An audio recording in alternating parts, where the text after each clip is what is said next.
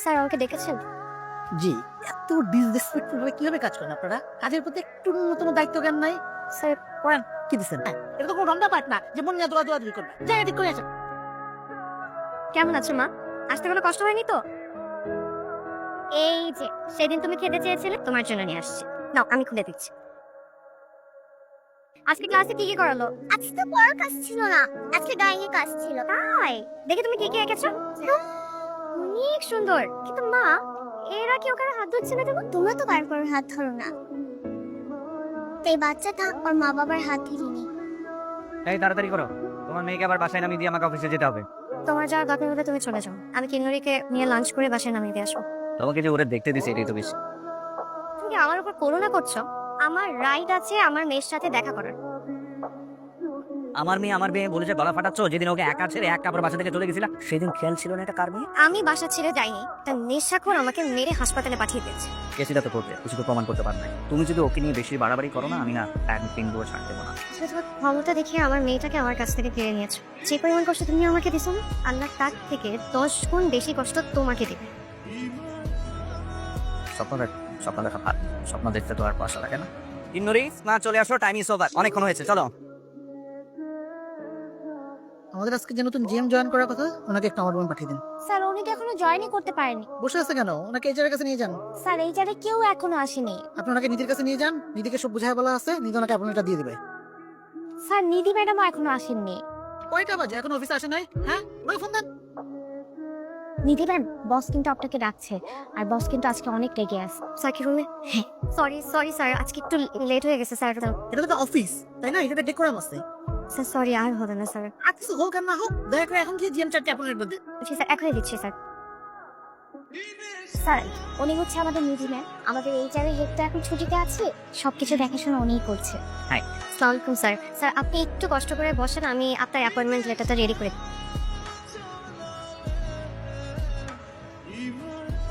Appointment. Thank you so much.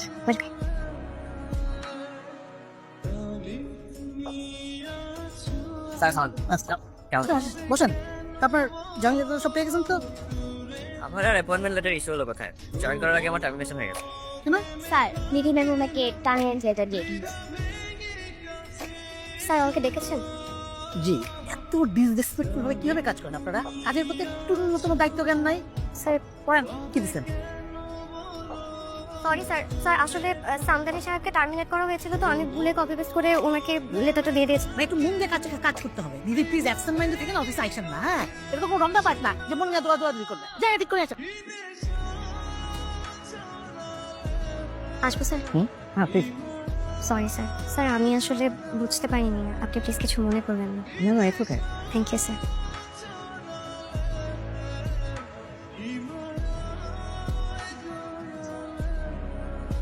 এইভাবে রোজ রোজকে বাসার সামনে দাঁড়িয়ে থাকা আর কত? জানি না তবে কষ্ট পেও না দাদু, ভাগ্যে যা লেখা আছে তা হবেই। আমি সব কেন আমার ভাগ্যেই হবে? তুমি আমাকে বলো তো, ওয়াই মি? আমি কেন? সব ঠিক হয়ে যাবে। কথায় বলে না, time is the great healer. বাদ দাও তো সব, এখন আমাকে বলো আজকে তোমার চাকরিতে জয়েনিং এর ফার্স্ট ডে। হ্যাঁ দাদি, আমি তো জয়েন করার আগে আমার চাকরি চলে গেছে। হ্যাঁ? হ্যাঁ শোনো না, আমাকে অ্যাপয়েন্টমেন্ট লেটার দেওয়ার বদলে আমাকে টার্মিনেশন লেটার দিয়েছে। দিদি সব ডকুমেন্টস নিয়েছেন তো? জি স্যার।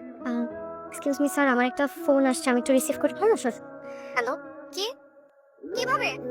হ্যাঁ আমি এখনই আসছি স্যার। একটু গাড়িটা থামাতে বলবেন প্লিজ। মানে এক্সকিউজ মি, একটু গাড়িটা থামান না এখানে স্যার, একটু সাইড করেন। আপনি এখন নামলে সেন স্যার ওয়েট করছে আমাদের জন্য। আর আমার বাচ্চাকে খুঁজে পাচ্ছে না স্যার, আপনি একটু প্লিজ ওনাকে বলেন গাড়িটা থামাতে, আমি এখানেই নেমে যাবো। কি ম্যারেজ? স্যার ওর বাবাকে ফোন দিয়েছে, ও রিসিভ করছে না ফোন। স্যার একটু আপনি গাড়িটা সাইড করুন। আচ্ছা আমি দেখতে পেরেছি। একটু প্লিজ তাড়াতাড়ি যাবেন। একটু শান্ত হয়ে বসেন, আমি দেখছি। কোথায় গেছে একা একা? কোনো ব্যাপার না, আমি যাচ্ছি আপনার সাথে, আপনি টেনশন করবেন না দিদি। ফোনটা তো রিসিভ করছে না স্যার, ও একা। ওর বাবা ফোনটা রিসিভও করছে না। ম্যাডাম, আমি কিন্নরি মাছ। কিন্নরি কোথায়? যাওয়ার কথা ছিল, সে তো আসেনি। আমি বাইরে বসে রেখা তোর একটু গেছিলাম কাজে, আর দেই সেও নাই, কই জানি চলে গেছে। কই জানি গেছে মানে? এইসব কথা কিভাবে বলেন আপনারা? আপনাদের কোনো দায়িত্ব নেই? আমি জানি না আমার মেয়ে কোথায়, আমার মেয়েকে খুঁজে দিতে হবে। আপনি প্লিজ কিছু একটা করেন। আপনি শান্ত হন, আমার পুলিশের ফ্রেন্ড আছে, আমি দেখছি কি করা যায়।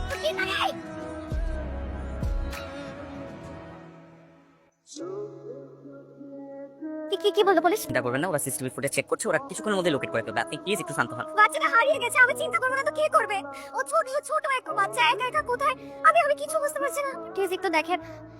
আল্লাহ, আমার কিন্নুরি।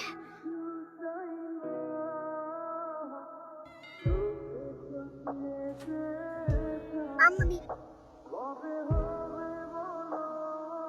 কোথায় চলে গেছিলা তুমি? আমি তো বাসায় যাচ্ছিলাম। আর কখনো মাকে ছাড়া এরকম একা যাবে না, হ্যাঁ?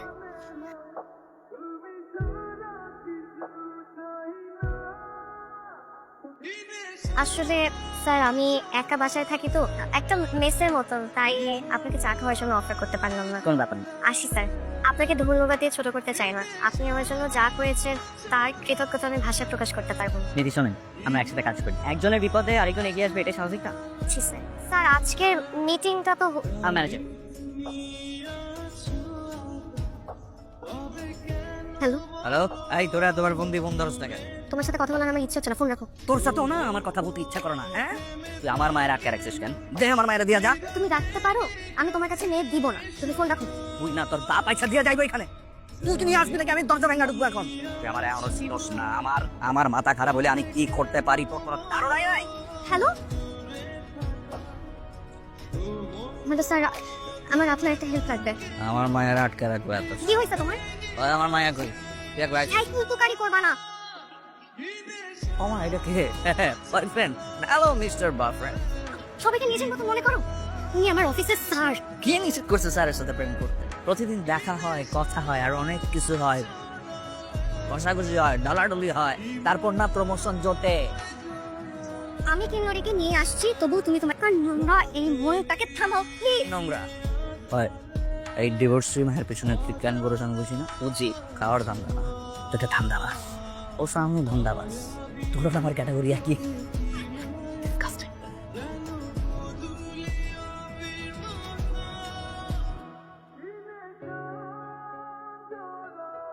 স্যার সরি, আমি আসলে প্লিজ সরি বলা কিছু নাই।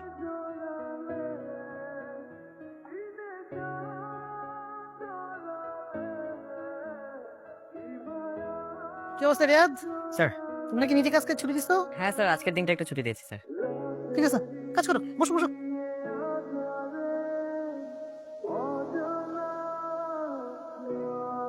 নিধি মেয়েটাকে দেখে তোমার মায়ের কথা মনে পড়ে যায়।